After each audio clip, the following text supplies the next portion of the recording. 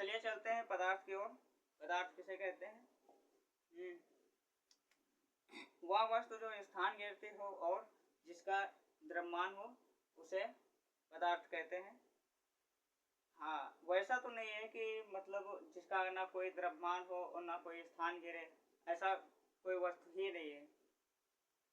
ऐसा कोई वस्तु ही नहीं है लगभग हमारे हिसाब से, जो ना स्थान घेरे ना द्रव्यमान घेरे, ना द्रव्यमान हो उसका ना स्थान हो उसका। ठीक, हाँ, तो वह स्थान मतलब वह वस्तु जो स्थान घेरे और उसका द्रव्यमान हो, जिसके उदाहरण के तौर पर हम बता देते हैं एक दो, जैसे लोहा, कांवड़ लकड़ी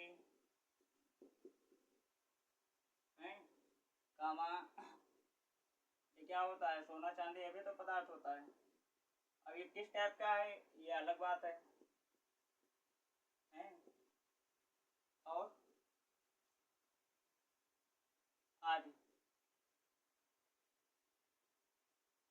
ये सिर्फ उदाहरण है पदार्थ के उदाहरण। ये पदार्थ हैं, ये पदार्थ हैं।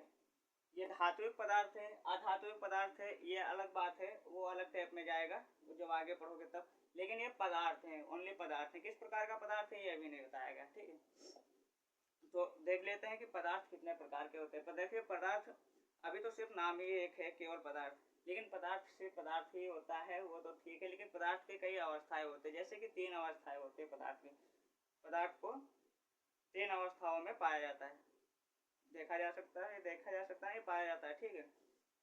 देखा है, देखने वाली तो सब चीज है, तीनों अवस्थाओं में तुम देख सकते हो, ठीक। तो 3 अवस्थाएं जो पदार्थ की, जो 3 अवस्थाएं हैं वही मूल है, वही पदार्थ हैं असली पदार्थ हैं। जैसे ठोस पदार्थ नंबर 1 है आपका, ठोस पदार्थ, ठीक। नंबर 2 है आपका द्रव पदार्थ,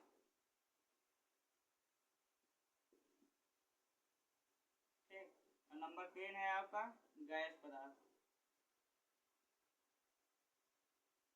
गैसीय पदार्थ। साफ करके लिख देते हैं वरना आप लोग समझ नहीं पाओगे। गैसीय पदार्थ,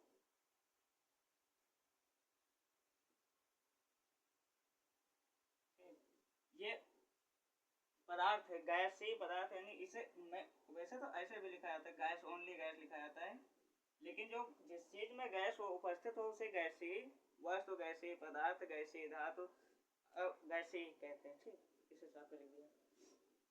तो आप जान लेते हैं मेन पदार्थ, मेन जानकारी इन्हीं के बारे में लेना जरूरी है, क्योंकि इन्हीं पदार्थ है, ठोस पदार्थ है, द्रव पदार्थ है और गैसीय पदार्थ है। यही है सबसे ज़्यादा इम्पोर्टेंट। इन्हें निकालना और इनके बारे में जानना सब आज हम बताने वाले हैं। और जबकि यही बहुत कठिन होता है कि जो बच्चे समझ नहीं पाते हैं उन्हें निकालना, पहचानना और निकालने में बहुत कठिन, बहुत नहीं होता है, आसान नहीं। जानोगे तब आसान लगेगा, ठीक। देखते हैं इसकी परिभाषा, देखते हैं। जो ठोस अवस्था में होता है आपका जो पदार्थ है, जैसे कोई पदार्थ है वो ठोस अवस्था में है तो इसकी खासियत क्या होती है? इसमें परिभाषा कुछ होती ही नहीं है यार, परिभाषा नहीं होती है, बस समझना होता है। परिभाषा माने कुछ नहीं होता है, ठीक। इसीलिए मैंने अभी तक लिखा कुछ नहीं, लिखा इसलिए नहीं, परिभाषाएं इसलिए नहीं लिखते हैं हम, कुछ वर्ड्स लिखना खाली जरूरी रहता है जिनके बारे में बताना है, बाकी इसलिए नहीं लिखा है क्योंकि वो जो लिखा होगा उसे आप परिभाषा मानेंगे। लेकिन मेन बात तो ये है, परिभाषा कुछ नहीं होती, बस मतलब समझिए क्या होता है इसका।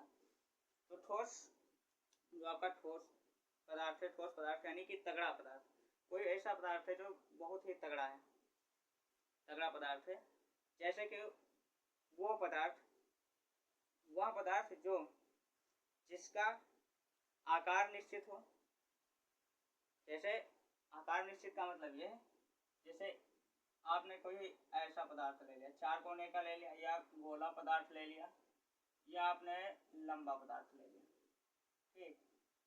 1 2 3, आपने इन प्रकार के पदार्थों को ले लिया। तो हमने बता रखा, क्या बता रखा कि मतलब वह पदार्थ जो जिसका निश्चित आकार हो और निश्चित आयतन हो, उसे ठोस पदार्थ कहते हैं।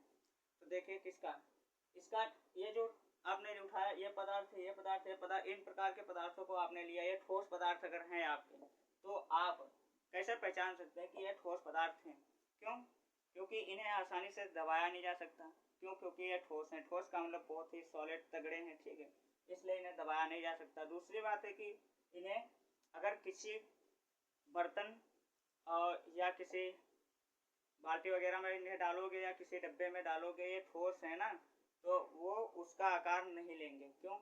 अगर आपने माना कि ये तीनों चीजें हैं, तीनों प्रकार की, मानो कि जैसे आपने एक बाल्टी में डाल दिया, इस बाल्टी में डाल दिया आपने, ठीक, ये हटा दो। मानो आपने इन्हें उठाकर इसमें डाल दिया, इसे जब इसमें डालोगे तो ये ठोस है, इसलिए ये इसमें गिरते ही सिर्फ अपने आकार का, जैसा इसे आप डालोगे वैसा ही इसके अंदर रहेगा जाकर। ये बाल्टी के अंदर जाएगा, उसी आकार का चुप्पे पड़ा रहेगा। ये नहीं होगा कि नहीं बाल्टी का हमने इतना था, हम इतने हैं तो इतना आकार ले लें, ऐसा तो होता नहीं, इसमें नहीं होगा ना। इसीलिए मेन इम्पोर्टेंट बात ये है कि ये किसी का आकार नहीं घेरता और ना तो किसी के आयतन का होगा, ठीक है। बस इसका खुद का जितना आयतन है, खुद का जितना आकार है, बस उतने में ही रहेगा। बाकी इन्हीं इसे भी उठा के, इसे भी, इन तीनों में से किसी को भी किसी भी बर्तन में या किसी भी पात्र में आप डालोगे, उसका आकार या आयतन नहीं ले सकता। ये खुद का आयतन और खुद का आकार ही प्रस्तुत करेगा। यही खासियत होती है सिर्फ ठोस पदार्थ की। तो अब देख लेते हैं द्रव पदार्थ क्या होता है। द्रव मतलब जलीय पदार्थ। जलीय जो वे पदार्थ जो लिक्विड टाइप के यानी गीले टाइप के होते हैं, गीले टाइप के होते हैं, जैसे कि खास करके तो आपका जैसे कि किसी चीज का रस निकला, वो भी क्या हुआ, द्रव पदार्थ हुआ, यानी कि लिक्विड टाइप का है। पानी, जल हुआ, वो भी, ठीक। और एक हिसाब में तो आप जैसे कि देखते हैं कि गैस होती है ना, गैस दो भागों मतलब दो अवस्थाओं में लिया जा सकता है, क्योंकि वो लिक्विड भी होती है और प्लस गैस भी होती है। गैस इसलिए होती है, किसी पात्र में रखोगे वो गायब हो जाएगी। अगर ऐसा है कि कहो कि वो लिक्विड नहीं है, तो ऐसा नहीं होता, क्योंकि उसे लीटर और किलोग्राम दोनों में मापा जा सकता है, ठीक है। उसे किसी पात्र में भरते हैं तो अंदर लिक्विड टाइप का ही रहता है। ऐसा थोड़ी ना है कि हवा भर गया जैसे गुब्बारे में होता है, ऐसा नहीं है, ठीक। तो ये द्रव पदार्थ जो होता है, द्रव का मतलब वह चीज जिसका सिर्फ अपना आयतन रहता है, निश्चित रहता है, आयतन निश्चित रहता है। बाकी जो इसका आकार होता है, इसमें आकार से कोई वो नहीं है कि नहीं इसमें आकार निश्चित है। क्यों?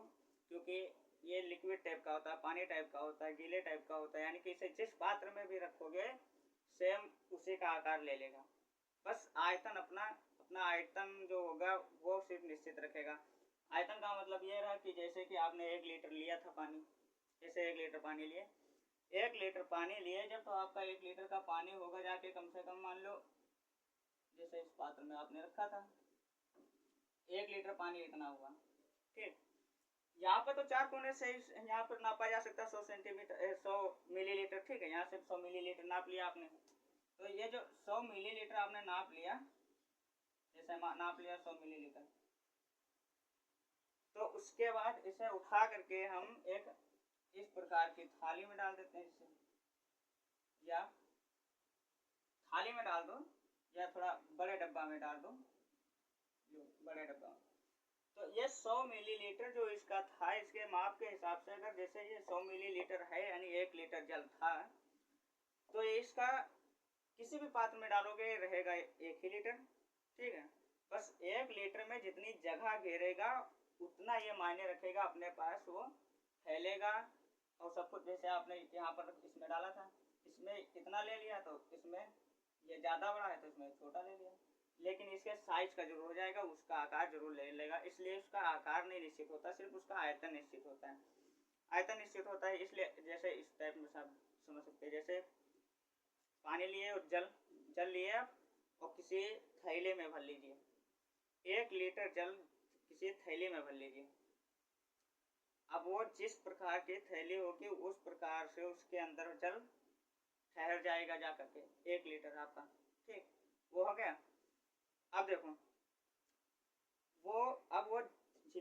चीज में डालो तुम, किसी चीज में डालो का मतलब जैसे पाउडर के अंदर डाल दो आप झिल्ली को, तो झिल्ली का जितना आकार होगा वो पाउडर के अंदर जगह ले लेगा, मतलब कट जाएगा, जगह बन जाएगा। ठीक, इसी टाइप से कहने का मतलब कि उसका आकार नहीं ना, वो आयतन बताएगी, उसके अंदर जब जाएगा तो वो आयतन बताएगा, कितना आयतन हमारा है, हमने कितने कितने जगह ले लिया है, वो आयतन होगा। ठीक, आकार तो निश्चित होगा नहीं, आप लंबा लंबा झिल्ली में भरोगे लंबा लंबा हो जाएगा। ठीक है, इसलिए उसका आयतन निश्चित होता है, केवल आकार निश्चित नहीं होता है। वो खासियत द्रव पदार्थ में होता है। अब हमारा बचाया कि गैसीय पदार्थ। गैसीय पदार्थ अभी हमने बताया था ठोस पदार्थ, इसे मापने के लिए इसका मापर जो ये जो ठोस पदार्थ है इसका मापक यंत्र, इसका मापक यंत्र जो होता है वो होता है तुला, बैलेंस, तुला इन इंग्लिश बैलेंस। तो बैलेंस उसे कहते हैं, मतलब जो बराबरी देखे ऐसे ऐसे करके, वही बैलेंस होता है। बैलेंस करना है, बराबर करने को बैलेंस कहते हैं। ठीक है, तो जो तुला होता है वो तुला इन इंग्लिश बैलेंस, बैलेंस जो बराबरी करता है उसे तुला कहते हैं। वो उसका मात्रक होता है। देखिए हमने जैसे आपने यंत्र लिया, आपके पास तुला है, तराजू है आपके पास, तौल लिए, चलो ठीक है, लेकिन कैसे तौल लेंगे? आपके पास कुछ मात्रक होना चाहिए, उसे छोटे से छोटे मात्रक, मात्रक को कहते हैं छोटी इकाई। ठीक है, तो आपके पास कोई इकाई होना चाहिए जिससे पता चले कि आपने नापा है, मापा है, मतलब तो कितना है। ये भी इसे तो ही कहेंगे आपकी, मतलब मापने के बाद ये तो है नहीं कि नहीं हम माप लिए बस काम खत्म। भाई कितना है, आपने मापा तो कितना है, ये बताने के लिए उसमें जरूरत होती है मात्रक की। उसमें मात्रक की जब जरूरत होती है तो जो ठोस मापक जो यंत्र होता है तुला, उसका जो मात्रक होता है वो होता है किलोग्राम। इसे हम किलोग्राम में मापते हैं। ये वाला ये सब हम किलोग्राम में नापते हैं। ठीक, 1 किलोग्राम में मापे जाते हैं। और ये जो जल और ये जो ठोस पदार्थ है, अच्छा ठोस पदार्थ के उदाहरण बचे ना, उदाहरण तो आपको समझ आने चाहिए। हैं, वह वस्तु है जो स्थान घेरते हैं। आप सोच लीजिए ना खुद, स्थान घेर, देखो इसमें पदार्थ वाले में थे ना स्थान घेरते, लेकिन इसमें जो ठोस पदार्थ है तो वही वस्तु है जो ठोस है। आप सोच लो, लोहा, लकड़ी, ये हो गए, ईंट, पत्थर, और किसी चीज की बनी हुई वस्तु ठोस हो, मार्कर है, ये भी ठोस है। इसे हम किसी चीज में डाल देते हैं, मानो कि इसे हम पानी में डाल देते हैं, सॉरी पानी में डालने से नहीं है, लेकिन मानो कि इसे हम एक ग्लास में डाल देते हैं। अब ये ग्लास में डाल देंगे तो इतना लंबा है और इतना चौड़ा है, तो ये रहेगा तो ऐसा ही ठोस है ना। ऐसा तो है नहीं कि नहीं ये गल के जाएगा, नहीं मतलब गलाला जो गलेगा वो अलग हो सिस्टम, लेकिन ऐसा तो है नहीं कि इसे हमने डाला और ग्लास भर में फैल गया, नहीं होगा, ठोस है। ये हो जाएगा, इसमें आप डालोगे जाके नीचे बैठ जाएगा तुरंत, आप जिस चीज के आकार में डालोगे वैसे ढल जाएगा। ठीक, ये जो द्रव पदार्थ होता है, जिसको किसी चीज का निर्माण होता है तो द्रव पदार्थ की जो क्रिया होती है उसे अपनाया जाता है। जैसे अच्छे खासे या कच्चे माल को गला करके, ठीक है, जब गलाया जाता है तो बिल्कुल लिक्विड टाइप का यानी कि द्रव पदार्थ हो जाता है, लोहा द्रव पदार्थ हो जाता है। ठीक है, उसे किसी पात्र में डाल देते, जिस आकार का उसे बनाना होता है उसी पात्र में डाल देते हैं, बन जाता है, ठोस हो जाता है बाद में। तो गैसीय पदार्थ की खासियत ये है कि ना तो भैया इनका कोई आयतन होता है निश्चित, और ना इनका कोई आकार निश्चित होता है। इन्हें आप किसी पात्र में डालोगे ये गायब है, ये गायब, किसी पात्र में आप डाल दोगे सब इधर उधर। क्यों? क्योंकि इसके कण बहुत दूर दूर होते हैं, इसे बहुत आसानी से दबाया जा सकता है। क्योंकि आजकल देखते हैं ना गैस यानी कि जो प्रेशर वाला सिस्टम होता है ना, प्रेशर, तो प्रेशर भाई इसे तो बनता है, क्योंकि गैस के जो उदाहरण है क्या है, वायु है, hydrogen, nitrogen, carbon dioxide, oxygen है, वही तो है सब, वो गैस के उदाहरण है। तो भाई जब गैस के उदाहरण है, तो जब गैस क्रिया में किसी चीज का प्रयोग होता है तो होगा तो उदाहरण का ही, जिस चीज का उदाहरण आपने दिया उसी का तो इसे मापने के लिए, हाँ अभी पदार्थ मापने के लिए, द्रव पदार्थ मापना ना, द्रव पदार्थ मापने के लिए जो हमारा यंत्र होता है जिसे मापा जाए उसे लीटर या मापक बीकर बोलते हैं। हालांकि लीटर इसलिए बोलते हैं क्योंकि 1 लीटर 100 ml का जो होता है उसे उसी में 100 मिलीलीटर वाला जो पात्र हो उसमें नापा जाए उसे लीटर कहते हैं। वो 1 लीटर का होता है ना, इसीलिए। और ये क्या बचा है, ठीक। तो उसका जो मापक यंत्र है वो बीकर या लीटर, ठीक। अब इसे जब आप नापोगे, जैसे मानो कि बीकर में आपने डाला द्रव, अब वो कितना है ये जानने के लिए आपको किस चीज़ की ज़रूरत होगी, इकाई की, छोटी इकाई की, मात्रक की ज़रूरत होगी।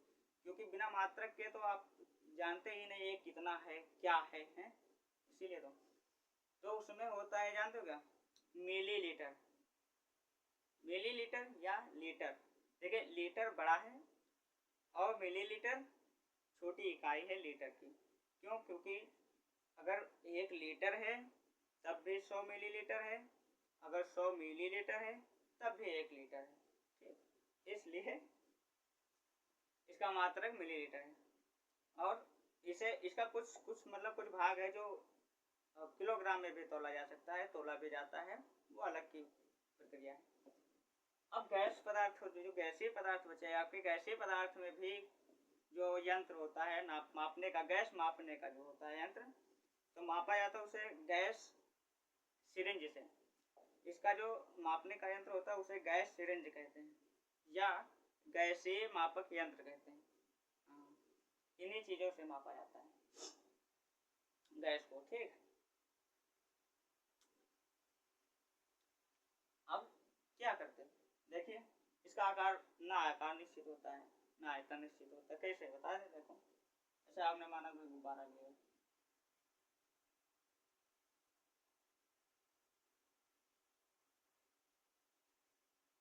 मानो कि गुब्बारा है आपने इस गुब्बारे में गैस डाल दी।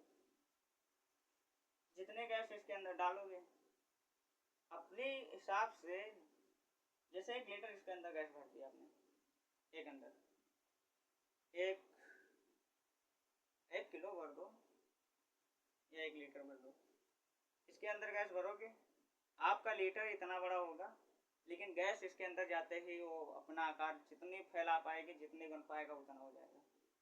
ये नहीं मायने रखेगा कि नहीं हमारा आयतन जो है 1 लीटर है तो हमारा 1 लीटर का आयतन इतना हुआ है तो हम इसके अंदर जाते ही इतना ही रहेंगे। जैसे इसके अंदर अब उसका आयतन क्या बोलते हैं, 1 लीटर आपका ये है, 1 लीटर है आपका, आपने इसे 1 लीटर नाप के इसमें डाल दिया। खास करके इसमें यह है कि इसमें आपका ये 1 लीटर जब इसके अंदर जाएगा ऐसे, ठीक, तो वो ऐसा ही 1 लीटर बिल्कुल नहीं रहेगा। क्यों? क्योंकि इसका ना आकार निश्चित है और ना आयतन निश्चित है। इसलिए ये क्या करेगा, पूरे गुब्बारा में फैल जाएगी, पूरे गुब्बारे में फैल जाएगी।